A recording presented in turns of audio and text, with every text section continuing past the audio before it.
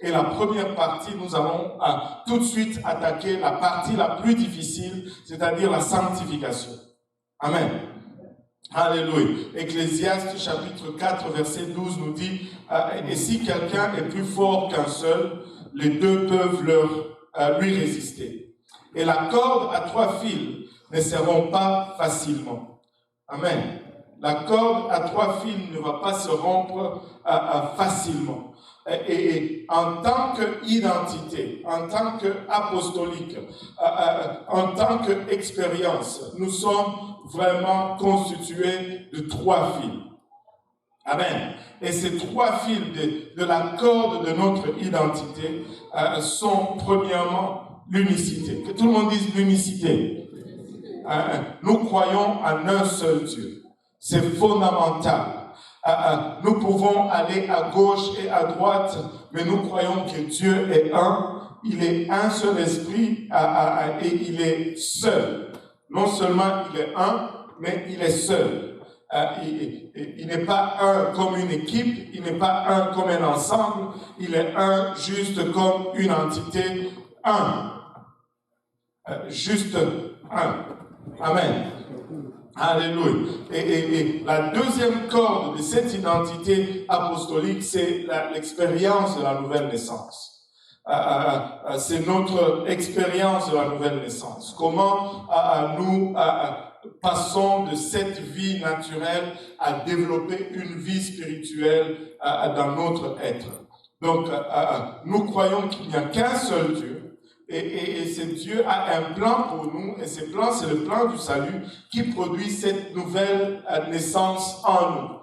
Donc, la deuxième corde de cette identité apostolique, c'est la nouvelle naissance. Tu ne peux pas être apostolique ou pentecôtiste si tu ne crois pas qu'il n'y a qu'un seul Dieu. C'est impossible que tu sois apostolique si tu ne crois pas qu'il n'y a qu'un seul Dieu. C'est impossible que tu sois apostolique si tu ne nais pas de nouveau. Tu dois expérimenter la nouvelle naissance pour devenir apostolique. Sinon, c'est impossible de devenir apostolique. Amen. Alléluia. Et la troisième corde, c'est la sanctification ou la sainteté. C'est impossible d'être apostolique si tu n'adhères pas au standard de la sanctification. Et c'est ce que nous allons voir dans l'étude d'aujourd'hui. Je sais, je l'ai divisée en 2 parce qu'elle est un peu longue. Mais nous allons premièrement commencer par regarder nos bases en ce qui concerne la sanctification. Pourquoi la sanctification d'abord?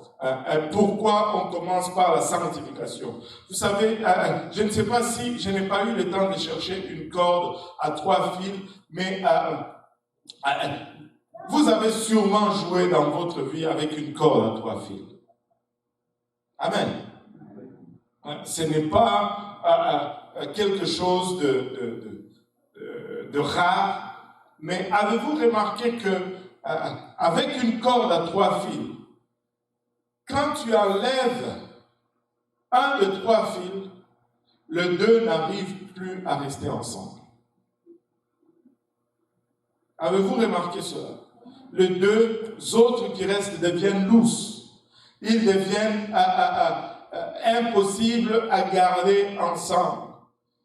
Mais parmi ces 3 cordes, parmi ces 3 fils de cette corde de notre identité apostolique, qui sont l'unicité, la nouvelle naissance et la sainteté, la plus facile à tirer, celle que les gens éliminent, ou le plus facile, parce que c'est un fil, le plus facile à tirer ou à sortir de sa place, très souvent, c'est la sanctification. Le premier fil qui va se perdre de ces 3 cordes va être souvent la sanctification. Vrai ou faux? Alléluia. C'est la première qu'on va arracher. C'est la première sur laquelle on va compromettre. C'est le premier fil qu'on va tirer de notre corde à 3 fils, va être toujours la sanctification. Mais malheureusement, et avec le constat que nous avons de la vie de tous les jours, lorsqu'on tire ce fil de sanctification de cette corde à 3 fils, les 2 autres ne tiennent plus en place. Il est juste question d'un peu de temps et on va voir les 2 autres aussi disparaître. Alléluia. Alléluia. Mais maintenant, quelle est l'importance de la sainteté dans cette corde à 3 fils? Rappelez-vous ceci. N'importe quelle corde que tu enlèves, les 2 autres ne vont pas tenir. C'est fini. Mais pourquoi est-ce qu'on enlève toujours, premièrement, le fil de la sanctification? C'est probablement parce qu'on la considère comme étant la moins importante. On la considère comme étant la moins essentielle. On la considère comme étant celle qu'on peut facilement se passer tout en gardant et la connaissance du seul et unique vrai Dieu et l'expérience de la nouvelle naissance. Mais c'est faux. Elle est très importante. Pourquoi je m'accroche? Parce qu'il y a toujours la corde dans la tête, mais ce fil, il est très important. Le fil de la sanctification est très important. Écoutez, on va faire un peu d'histoire. Et s'il vous plaît, accorde-moi un peu de temps, votre attention, parce que c'est très important que nous retournons à la source et que nous voyons comment tout ceci a pris place pour comprendre tout ce qui se fait. Et pour mieux cerner, mieux comprendre, je n'ai pas mis ces passages dans le slide. Je vais demander à la projection de m'aider un peu avec cela, parce que ça m'est venu en tête lorsque j'étais juste debout là. Pour mieux comprendre tout ceci, retournons un peu dans le livre des Actes, chapitre 6. On va juste se donner le contexte et qui va nous permettre d'étudier ce fait et de souligner l'importance. Actes chapitre 6, on va lire à partir du premier verset. En ce temps-là, le nombre des disciples augmentant, les hellénistes, c'est-à-dire les Grecs, murmurèrent contre les Hébreux parce que leurs veuves étaient négligées dans la distribution qui se faisait chaque jour. Il y avait distribution de nourriture parce que les apôtres vivaient ensemble. Et ceux qui étaient d'origine grecque, ceux qui étaient des convertis d'origine grecque ont commencé à se plaindre. Apparemment, des Hébreux qui partageaient la nourriture donnaient le bon morceau à ceux qui étaient hébreux et ne donnaient des petits morceaux ou les os à ceux qui étaient d'origine grecque. Et vous savez, vous venez à l'église, vous pensez que tout est bon, ça a commencé depuis l'ancien temps. Même l'église du livre des Actes était injuste dans la distribution de nourriture, frère Serge. Au banquet, les Congolais se donnaient le meilleur morceau.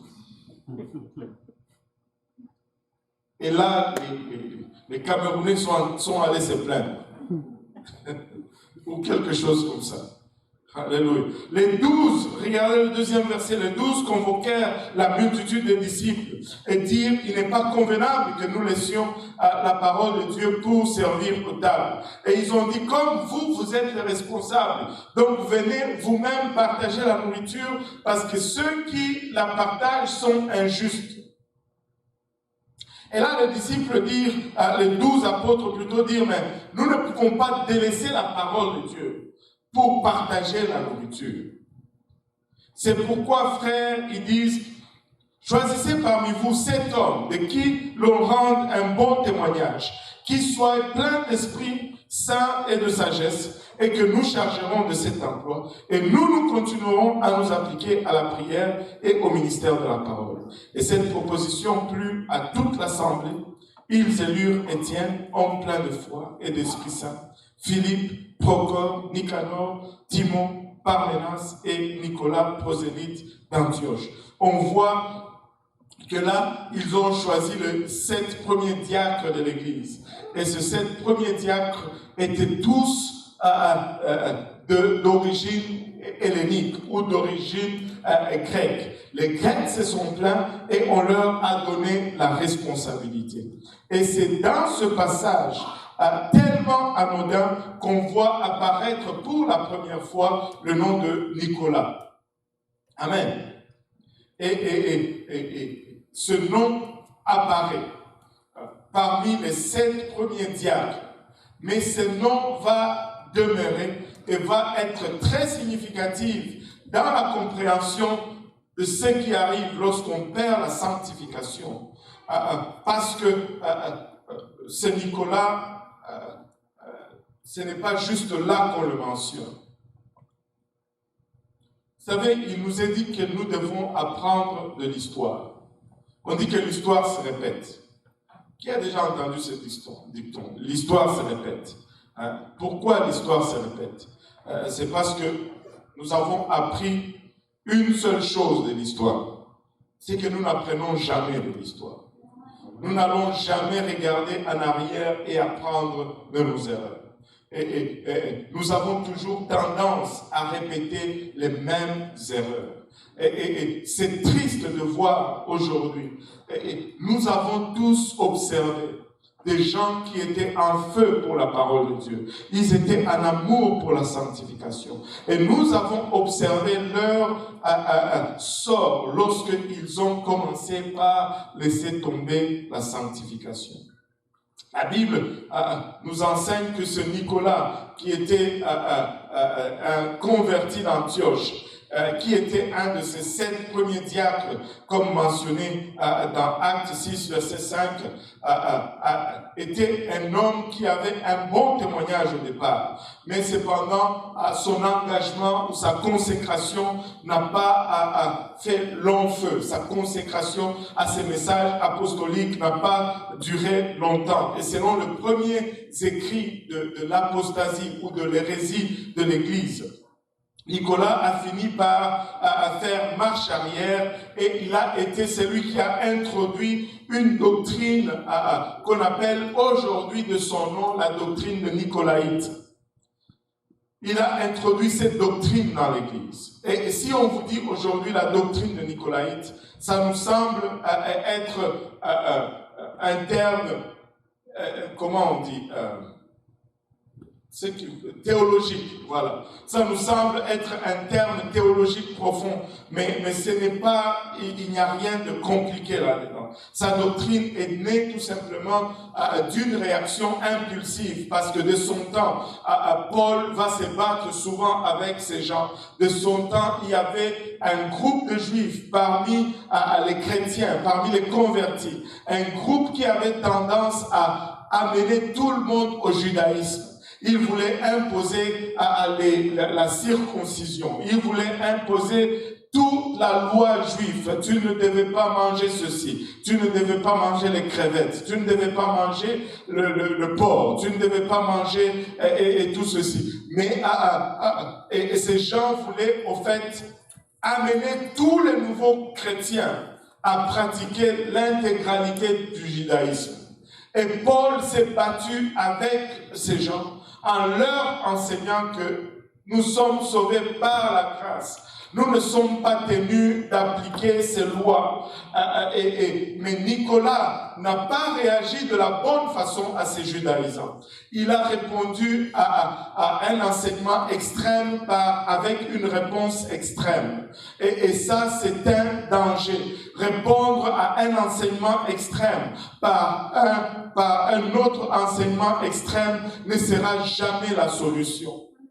Et ce n'est pas parce que les gens vont dans un côté à l'extrême que nous allons aller dans l'autre côté à l'extrême. Non, non, non. La bonne réaction à l'extrême, à un enseignement extrême, c'est toujours le milieu. La bonne réaction à un enseignement extrême, c'est toujours revenir à la parole de Dieu et à s'en tenir uniquement à ce que la parole de Dieu déclare. On ne corrige pas un enseignement extrême avec un autre enseignement extrême, mais on corrige l'enseignement extrême avec la plénitude de la parole de Dieu où elle se trouve en plein milieu. Nicolas a réagi à l'extrême avec l'extrême. Il a abusé de la grâce que Paul enseignait en introduisant une doctrine qui disait, nous sommes sauvés par la grâce, et si nous sommes sauvés par la grâce, nous ne sommes tenus à ne rien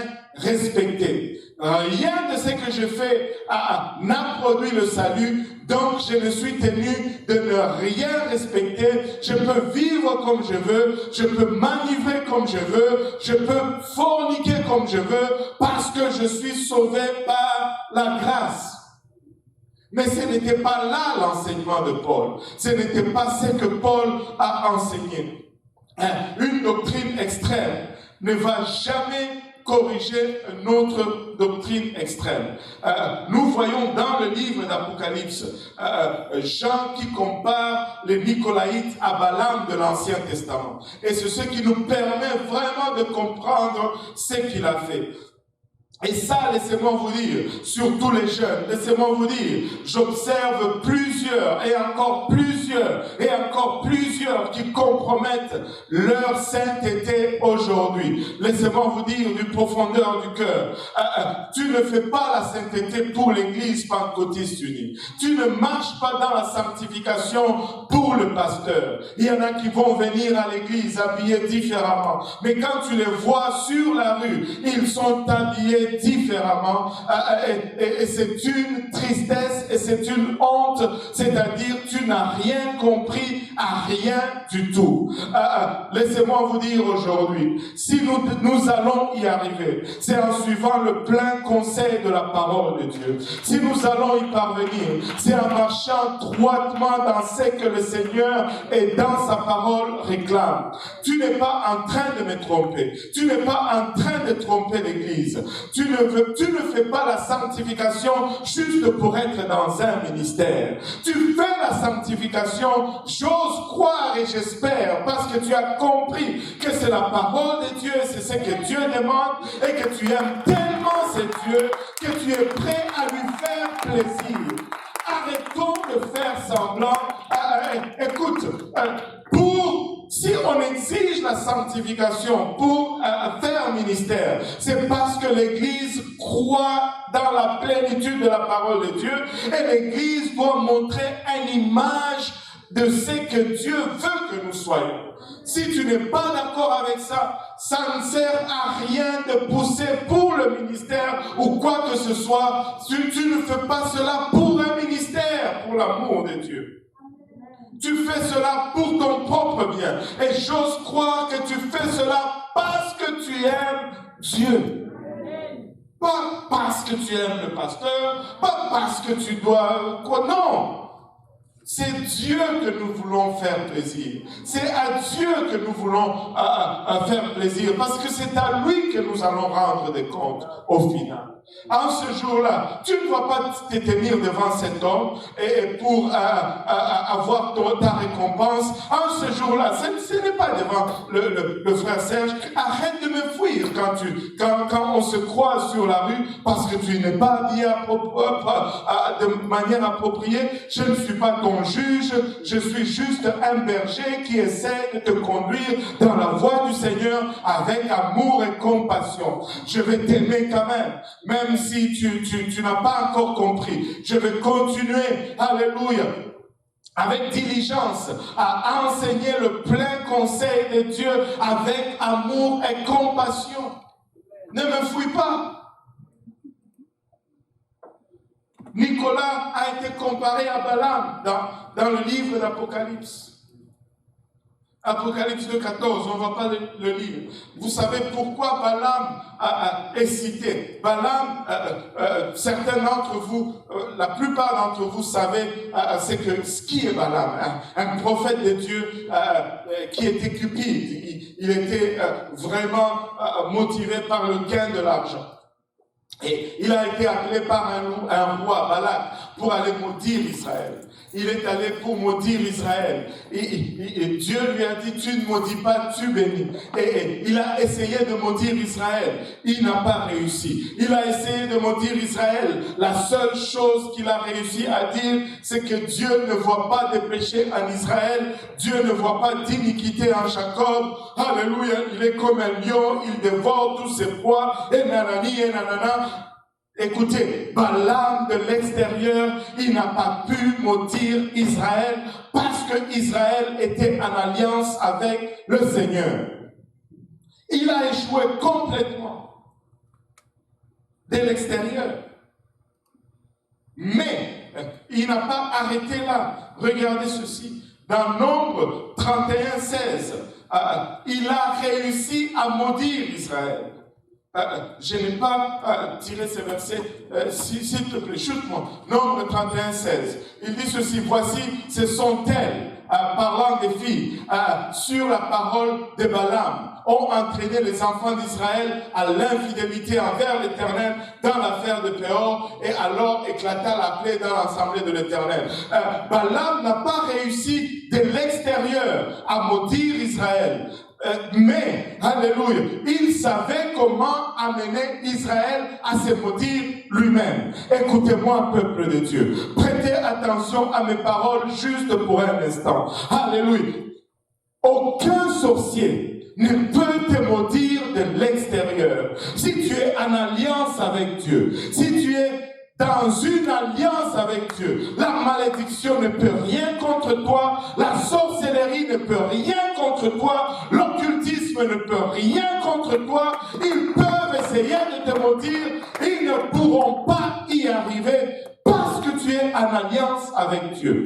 Mais attention, la technique de Balaam, c'est ce que Nicolas a utilisé et c'est ce que le diable utilise encore aujourd'hui, c'est d'amener le peuple de Dieu à une place où ils vont se maudire eux-mêmes de l'intérieur. Il leur a dit, vous n'avez pas besoin de vous consacrer. Vous pouvez vous mélanger avec ceux de l'extérieur. Vous pouvez vous marier avec ces femmes. Et c'était leur chute. Laissez-moi vous dire, notre consécration, notre sanctification est une puissance avec Dieu. Notre consécration, notre séparation avec le monde est une puissance avec Dieu. Et du temps que nous restons sanctifiés, le diable ne peut absolument rien contre nous. Absolument rien. Mais lorsque nous nous compromettons nous-mêmes, la porte est ouverte. La porte est ouverte pour notre Église, pour nos vies, pour nos familles. La porte est ouverte. Laissez-moi vous dire, ce n'est pas une coïncidence que c'est toujours le premier fil qui est tiré de cette corde à 3 fils. Nicolas a enseigné parce que les chrétiens étaient des pécheurs sauvés par la grâce, ils pouvaient vivre extérieurement comme ils voulaient et ça n'allait pas affecter leur vie intérieure. Laissez-moi vous dire, Dieu déclare qu'il déteste la doctrine de Nicolaïte. Il n'y a pas beaucoup de choses dans la Bible que Dieu dit « je hais ». Mais il dit, alléluia, dans le livre d'Apocalypse, chapitre 2, verset 6 et chapitre 2, verset 15, qu'il déteste cette doctrine. Dieu déteste, alléluia, la doctrine de Nicolaïte. Il dit, tu as pourtant ceci, c'est que tu hais les œuvres de Nicolaïte, œuvres que je hais aussi.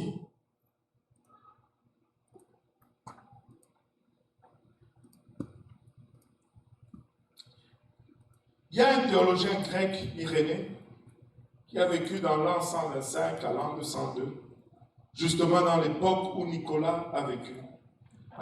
c'est lui vraiment qui nous permet de comprendre ce que Nicolas a accompli avec son époque. Il dit dans ses écrits, dans son premier livre, le 26e chapitre, la section 3, il dit ceci, je cite, « Les Nicolaïtes sont les disciples de ce Nicolas, qui fut l'un des 7 premiers ordonnés comme diacre par les apôtres. Il, ces Nicolaïtes, menait une vie d'indulgence sans limite. Une vie d'indulgence sans limite, c'est-à-dire quoi? C'est-à-dire une vie où on se permet tout sans limite. Il buvait sans limite. Il faisait des orgies, il se maquillait, il se décorait, c'est-à-dire leur vie chrétienne n'était pas du tout observable quand on regardait leur style de vie. Ils faisaient la fête comme les gens du monde avec indulgence, c'est-à-dire ils indulgeaient dans la vie sans restriction. Maintenant, laissez-moi poser une question. Alors, avant de poser la question, continuons d'abord par faire un constat ici. Le standard de sainteté extérieure était juste la première chose à prendre la porte lorsque Nicolas a commencé à son œuvre ou lors de cette grande apostasie du 1er siècle. Si ça s'était arrêté seulement là, ça serait autre chose. Mais la vague de changement qui a suivi est très indicateur.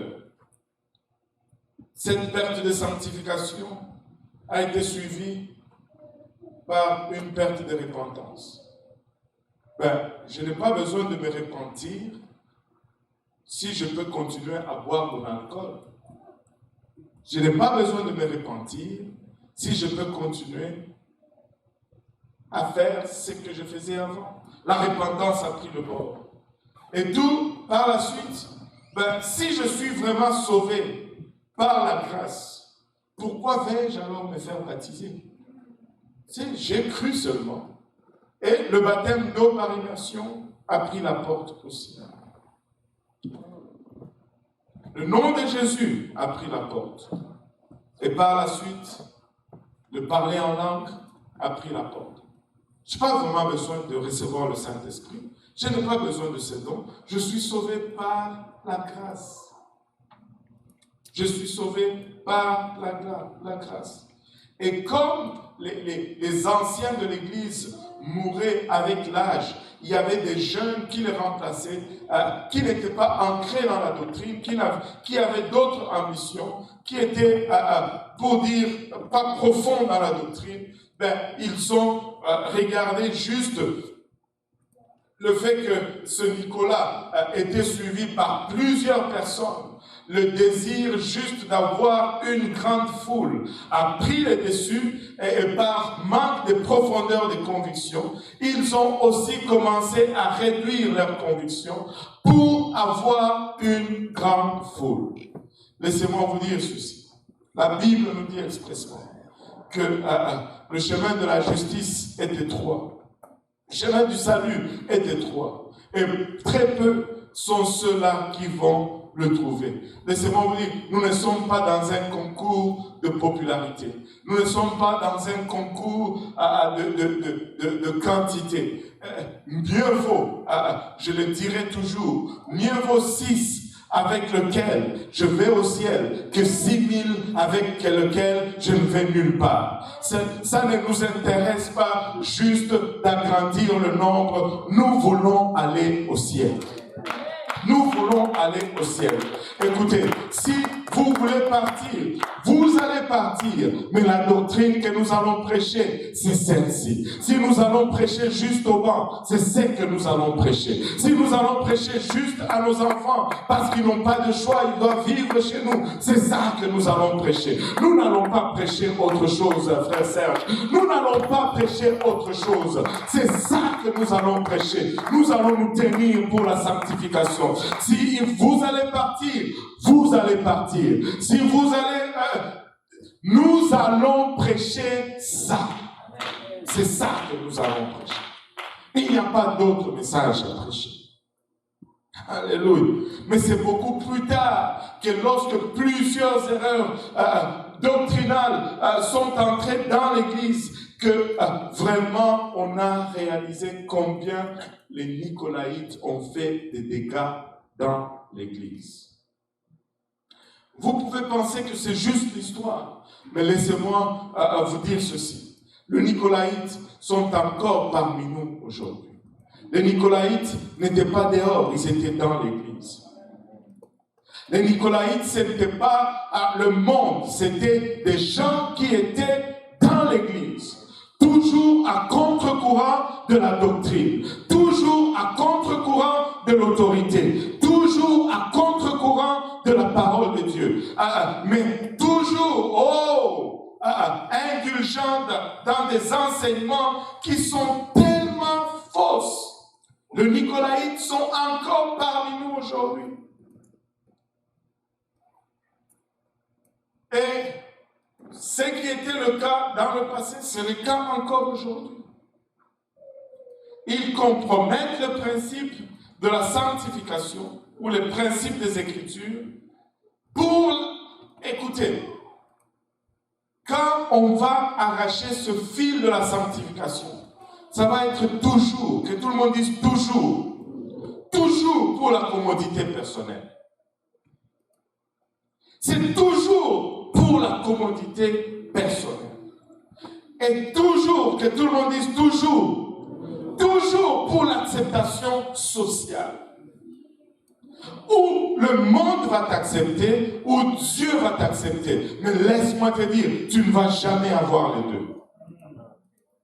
Tu ne vas jamais avoir les deux. Ou tu vas plaire au monde, ou tu vas plaire à Dieu. Mais tu ne peux pas plaire aux deux en même temps. Oublie ça, arrête et décide-toi. Ou tu plais au monde, ou tu plais à Dieu. Mais ici, on va toujours chercher de plaire à Dieu. C'est Dieu qu'on désire plaire. C'est Dieu qu'on recherche. Il renonce à la sanctification. Parce que c'est juste trop lourd, c'est juste trop inconfortable. Et ils abandonnent la vérité pour la tolérance. Il faut que je sois accepté au travail. Il faut que je sois accepté dans la famille. Mais savez-vous pas que la parole de Dieu nous dit qu'il est venu pour mettre une épée entre une fille et sa mère? C'est dans votre Bible. Il y a de ces moments où si tu vas suivre Dieu, tu vas devoir abandonner ta famille.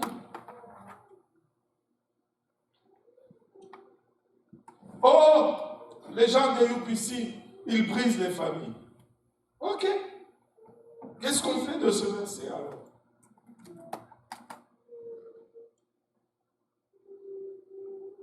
Ce n'est pas nous qui brisons les familles. C'est Jésus. Alléluia.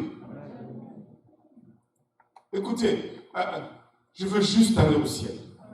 Je veux juste être sauvé. Il massacre les Écritures. Il calomnie. Avez-vous remarqué ceci? Les Nicolaïtes, ils sont maîtres dans l'art de calomnier les pasteurs.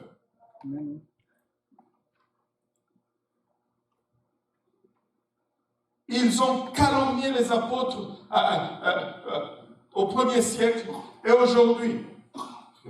Comme Pasteur Graham dit, il faut avoir la patience de Job et la peau de rhinocéros pour être pasteur. Alors on lui demande, on comprend la patience de Job. Mais c'est pourquoi la peau de rhinocéros dit pour tous les couteaux qu'on te plante dans le dos. Alléluia. Et la première personne à calomnier, c'est cette personne qui a prié et jeûné de fois des heures tardives de la nuit pour son âme. La première personne à condamner, c'est celui-là qui a conduit des kilomètres pour rendre ministère, qui a abandonné sa propre famille, sa propre maison pour rendre ministère à ta famille.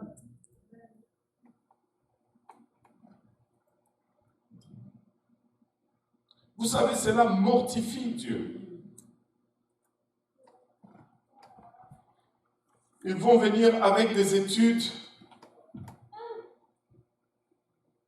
tellement farfelues de la parole de Dieu. Vous savez, la Bible nous dit, apprenant toujours et n'arrivant jamais à la compréhension. Des études de mauvaise qualité. Regarde, c'est quand tu étudies la parole de Dieu, recherche le salut. Tu ne peux pas être là toujours à chercher une nouvelle révélation, à essayer de lier les Écritures. C'est simple. Quand tu étudies la parole de Dieu, à quoi est-ce que tu veux aboutir? Pas juste à une démonstration quelconque pour montrer que tu as une connaissance profonde de la parole. La connaissance de la parole se trouve dans la simplicité des choses. Je parlais à une des sœurs aujourd'hui de l'église. Elle a appelé sa famille en son pays. Deux pasteurs, alors qu'elle était là. Elle a commencé à parler, elle dit, j'ai allé avec doucement parce que tu sais, pasteur, ce sont des pasteurs, de peur qu'ils ne refusent de m'écouter. Quelle sagesse! Et elle dit ceci, à la fin, ces gens disaient, mais tu connais la parole du Seigneur. Des choses simples. Des choses simples. Mais vous savez, c'est quoi notre problème très souvent? Nous arrivons à cette place où notre amour pour Dieu n'est plus.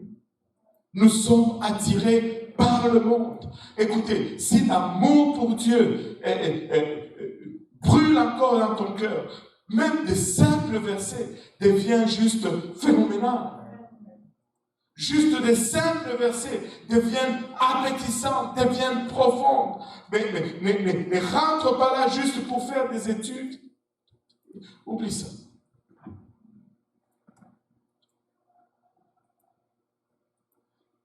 Les Nicolaïtes modernes ne vont pas nous tromper. Ils ne vont pas nous avoir. Nous connaissons les dégâts qu'ils ont causés lors de leur dernier effort. Et cette nouvelle soi-disant liberté, oh, vous êtes prisonnier, La Bible nous dit, j'étais esclave du péché. Il ne me dit pas que maintenant je deviens libre, free for all. Il dit, je deviens esclave de la justice. Je n'ai changé que de maître. Je deviens esclave de la justice. Écoutez, c'est Jésus que nous servons. Il n'est pas juste, c'est notre maître, notre Seigneur. Quand il parle, c'est ça. Il n'y a pas d'argument. Nous devenons esclaves de la justice. Ce n'est pas une liberté, c'est juste le libertinage. Et si vous observez les Nicolaïtes, laissez-moi vous dire ceci, c'est toujours le même schéma. La première chose, c'est la sanctification toujours. Et par la suite, enfin, le chrétien ne font pas cela. J'allais dire, tu peux parier là-dessus, mais le chrétien ne parie pas. Amen. Par la suite, tu peux en être sûr que c'est l'unicité qui va être mise en cause.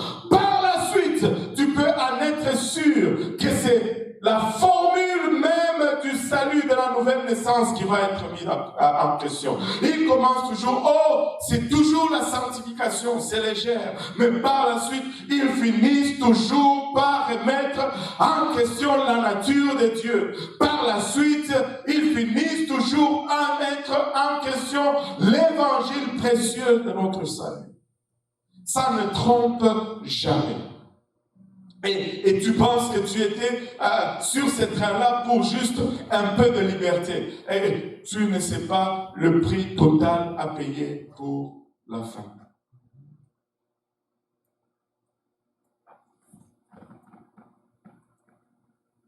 Ne répétons pas l'erreur du premier siècle. Ne répétons pas l'erreur du premier siècle. Regardez ce verset, 1 Pierre 1, 15, 16 nous dit, je lis celui-là, mais puisque celui qui vous a appelé est saint, vous aussi, soyez saints dans toute votre conduite, selon qu'il est écrit, vous serez saints, car je suis saint. Est-ce que ça prend un PhD en théologie pour comprendre ce verset? Est-ce que ça prend que je jeûne et que je prie pour avoir la révélation de ce verset? Est-ce que ça prend que j'ai une licence de pasteur, doctorat, UPC pour comprendre ce verset? C'est simple. Dieu qui nous a appelés, lui, il est saint. Donc il nous demande d'être saints comme lui, il est saint. Et comment devons-nous être saints? Dans certains aspects de notre conduite. Dans toute votre conduite. C'est-à-dire tout aspect de ma vie. C'est pas compliqué. Ça ne prend pas une révélation quelconque. La sainteté est absolument requise par Dieu. Dieu demande la sanctification. Ce n'est pas l'UPC qui demande la sanctification. Ce n'est pas Pasteur Dieudonné Kaosi qui demande la sanctification. C'est Dieu qui la demande.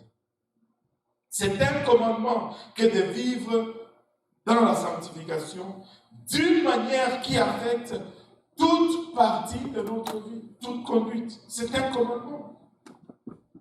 Et ce n'est pas négociable pour Dieu. Il dit, vous serez saints, car je suis saint. Mais on peut se poser finalement cette question, mais est-ce que cette idée de la sainteté même, est-ce que ne fait-elle pas référence juste à quelque chose d'intérieur en nous que Dieu fait? Le Saint-Esprit va-t-il vraiment, lorsque je le reçois, affecter aussi mon apparence extérieure ou demander que ma conduite change? Ces normes ou ces standards d'apparence que la parole de Dieu nous donne, est-ce que n'était-ce pas pour une époque révolue, dans l'an quelques, lorsqu'il n'était pas encore aussi moderne que nous? Nous sommes modernisés, nous sommes éduqués, nous connaissons plus. Dieu veut-il vraiment que nous soyons si différents? Regardez la réponse dans Tite chapitre 2, verset 14. Qu'est-ce qu'il nous dit?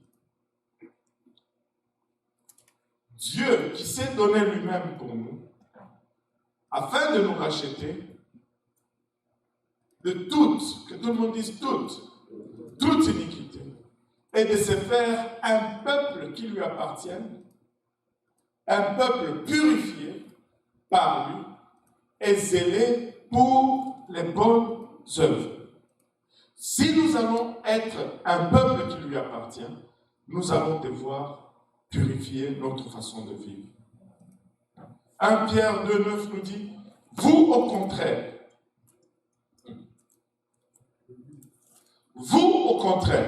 vous êtes une race élue, un sacerdoce royal, une nation sainte, un peuple acquis. Pourquoi? Afin que nous annoncions les vertus de celui qui nous a appelés des ténèbres à la lumière. Le mot annoncé ici signifie publier à l'étranger, proclamer complètement, le déclarer tout haut. Et le mot vertu ici fait référence à quelque chose qui procure de l'estime ou de la prééminence pour une personne ou pour une chose.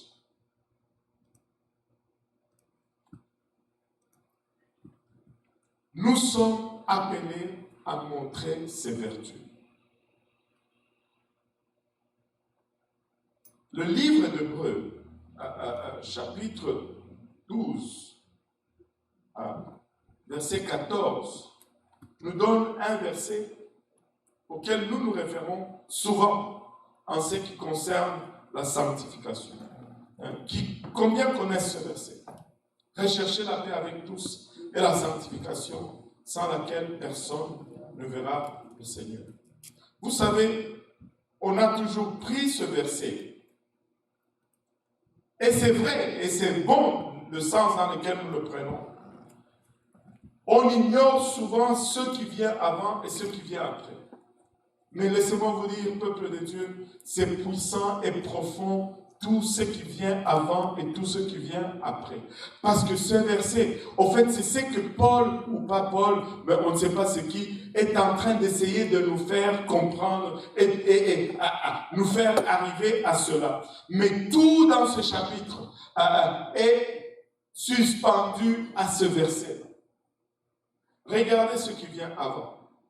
Ainsi donc, nous aussi, étant environnés d'une si grande nuée de témoins, rejetant tout fardeau et le péché qui nous enveloppe aisément, courons avec constance dans l'arène qui nous est ouverte. Voilà. Ça sonne comme quoi ça? Rejeter le péché qui nous environne, ce qui nous enveloppe si facilement, et courons avec persévérance dans la carrière qui nous est ouverte. Ça résonne comme quelqu'un qui délaisse le monde et qui se consacre à Dieu. Et vous savez ce que cela veut dire tout simplement? Cet été. Regardant à Jésus, le chef et le consommateur de la foi, qui en vue de la joie qui lui était réservée, a souffert la croix, méprisé l'ignominie et s'est assis à la droite du trône de Dieu. On continue. Verset 3. Considérez en effet, c'est celui qui a supporté contre sa personne une telle opposition de la part des pécheurs, afin que vous ne vous lassiez point l'âme découragée. Au fait, il est en train de nous dire que si nous regardons ce qu'il a souffert, nos souffrances ne peuvent pas nous décourager. Il a payé tellement que ce que nous sommes demandés à faire est si peu comparativement. Regardez, le verset 4. Vous n'avez pas encore résisté jusqu'au sang en luttant contre le péché. Oh! Et vous avez oublié l'exhortation qui vous est adressée comme à des fils. Mon fils, ne méprise pas le châtiment. Que tout le monde dise châtiment. Alléluia. Quand on dit châtiment ici, à quoi vous pensez? Punition, correction, réprimande, souffrance, douleur. Mais ce n'est pas du tout ça. Ce n'est pas du tout ça. Et ce mot revient presque 7 fois dans ce passage avant le verset 14. Le mot châtiment vient du mot grec. Je vais essayer de le prononcer. Païdia. Le mot grec duquel vient ce mot châtiment, c'est le mot païdia, qui veut dire, je ne sais pas si on peut dire ce mot en français, tutorage. Faire enseigner un enfant, en fait. Qui est éducation ou entraînement ou formation. Le mot châtiment ici, ce n'est pas nécessairement Dieu qui nous met dans un coin et qui nous met à genoux, le bras en l'air en tenant un tabouret jusqu'à ce que nos bras... Qui ont subi cela? ces oncles qui nous mettaient dans le coin et qui nous mettaient le main en l'air, même s'ils ne mettaient pas le tabouret, juste à un moment là, et tes mains commençaient à peser des tonnes. Mais on en avait un qui nous mettait même des tabourets, des fois des briques dans les bras. Et c'était des vraies tortures. C'est comme ça que nous avons grandi. Hein, Yohan?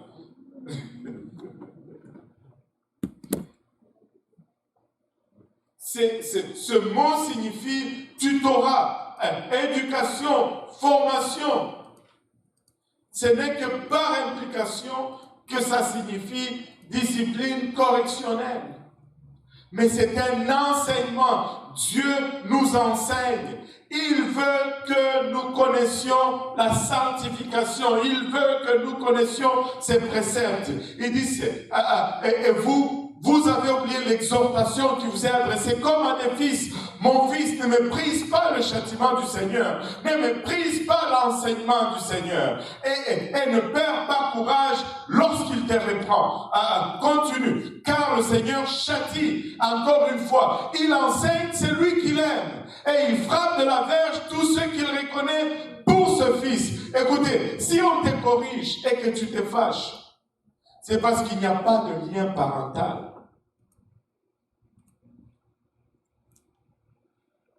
Si on te corrige et que tu t'effaces, c'est parce qu'il n'y a pas de lien parental. Alléluia. Anyway, on va continuer. Verset 7. Supporter le châtiment, encore une fois, c'est comme des fils que Dieu vous traite. Car quel est le fils qu'un père ne châtie pas? Continue. Verset 8. Mais si vous êtes exempts du châtiment auquel tous on part, vous êtes donc des enfants illégitimes et non des fils. Si on ne te corrige pas, c'est parce que tu es adopté. Si on ne te corrige pas, c'est parce que tu habites chez ton oncle. Un jour, un de mes enfants voulait aller vivre chez mon frère. Parce que on l'avait corrigé. Il dit, je vais vivre chez Anko. Alléluia.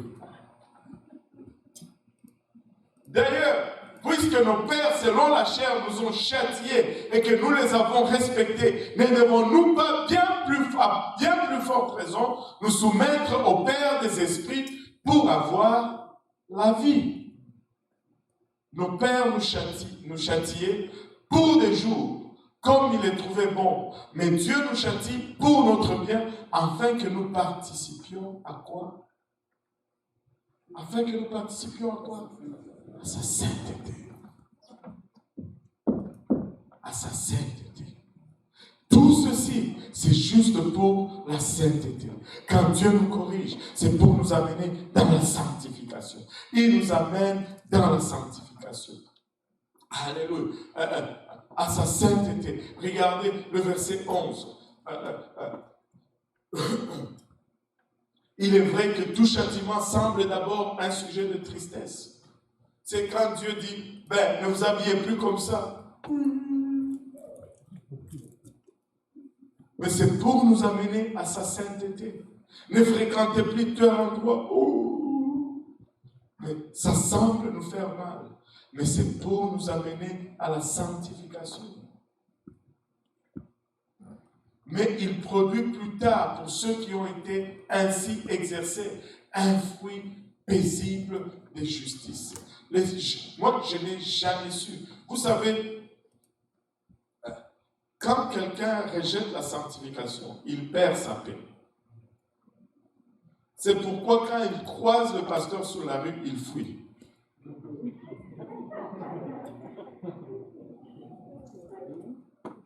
J'ai rencontré des gens sur la rue. Je sais qu'ils m'ont vu. Mais ils ont fait semblant comme s'ils ne m'ont pas vu. Ils se grattent là où ça ne gratte pas. Je peux voir que ça ne gratte pas là où tu grattes. Ils regardent ailleurs. Je te laisse. Moi aussi, je fais comme si je ne t'ai pas vu. Je ne veux pas te suivre. Je ne suis pas la police. Mais j'enseigne ce que j'enseigne Pour ton bien, j'enseigne ce que j'enseigne, parce que c'est le plein conseil de Dieu. Je n'ai pas le droit d'enseigner autre chose. Ne me fouille pas. Tu ne me fouilles parce que tu n'as pas la paix. Mais quand tu vis dans la sanctification, tu es en paix. Que ce soit Pasteur Grant, même si tu rencontres Bishop Bernard, tu es en paix. Tu es à l'aise. Même si le Seigneur Jésus-Christ descend, tu es à l'aise. Si moi tu me fouilles, mortel que je suis, tu penses que tu vas te tenir devant le Seigneur Jésus? Ça, c'est quelle déception! Quelle déception! Un mortel comme toi, tu n'arrives pas à cause de la sanctification. Et tu penses que lui, le Saint des Saints, tu vas te tenir devant lui. Tu te trompes. Tu te trompes. Anyway, verset 12. Fortifiez-vous donc, fortifiez donc vos mains languissantes et vos genoux affaiblis. Vous savez qu'est-ce que ça me dit tout ceci? C'est que ça prend un effort pour mener une vie de sainteté. Ça prend un prix pour mener une vie de sainteté. Verset 13. Et suivez avec vos pieds des voies droites. Pas des voies croches, des voies droites.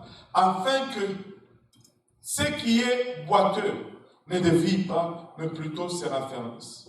Tu sais, quand tu commences à mener une vie de sanctification, il y a certaines choses dans sa vie qui commencent tout seul à se remettre en place. Il y en a qui ont été délivrés des choses incroyables. Ce n'est pas que quelqu'un a prié pour eux, ils se sont secoués et que le diable, le démon est sorti. Nous aimons ces choses parce que c'est spectaculaire. Tu sais que la simple parole de Dieu te délivre.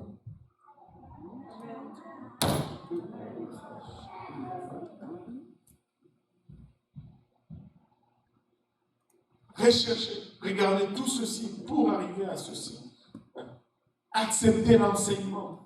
Endurer ce que ça apporte et rechercher la paix avec tous et la sanctification sans laquelle personne ne verra le Seigneur. Sans laquelle personne ne verra le Seigneur. Regardez par la suite.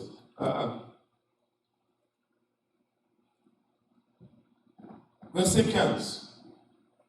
Veillez à ce que nul ne se prive de la grâce de Dieu. Oh! Vous savez, c'est là où Balaam a concocté son piège. Personne ne peut t'ôter la grâce de Dieu. Mais toi seul, tu peux te priver de la grâce de Dieu. Veillez à ce que nul ne se prive. Laissez-moi vous dire ceci. Ça coûte de ne pas obéir à la sanctification. Des fois, nous regardons au prix que ça coûte pour vivre la sanctification. Mais écoute, tu ne peux pas abandonner la sanctification sans conséquences. Il y a des conséquences quand tu abandonnes la sanctification. Veillez à ce que nul ne se prive de la grâce de Dieu, à ce qu'aucune racine d'amertume, vous savez, le mot amertume ici, c'est comme, littéralement, c'est le mot poison. À ce qu'aucun poison poussant de rejetons ne produise du trouble et que plusieurs n'en soient infectés. Vous savez, quand les gens commencent à s'éloigner, ils ne vont jamais dire « Ah, ok, je n'aime pas ce que cette église enseigne, je prends juste mes affaires et je pars. » Ils vont toujours appeler « Oh, Valérie, tu sais, le pasteur Kaosi là, ce qu'il enseigne là, c'est pas tout à fait ça. Maintenant, qu'est-ce qui me dit que toi, ce que tu enseignes, c'est ça? Écoute, si tu crois que c'est pas ça, viens me voir. Ils ne viennent jamais me voir. Mais ils vont toujours aller à gauche, à droite. Quelqu'un qui vient me voir comme ça, oh, pasteur Graham, c'est qu'il enseigne. Je dis, allons le voir ensemble. Allons tirer ça au clair. Aussi simple que ça. Et laissez-moi vous dire. Anyway, peut-être que je ne veux pas le dire. Aïe, aïe, aïe, aïe. Moi, si quelqu'un vient me dire, écoute, Pasteur Brown, vous savez ce que je fais? Je vais dans le bureau de Pasteur Brown. Pasteur Brown, apparemment, je dis.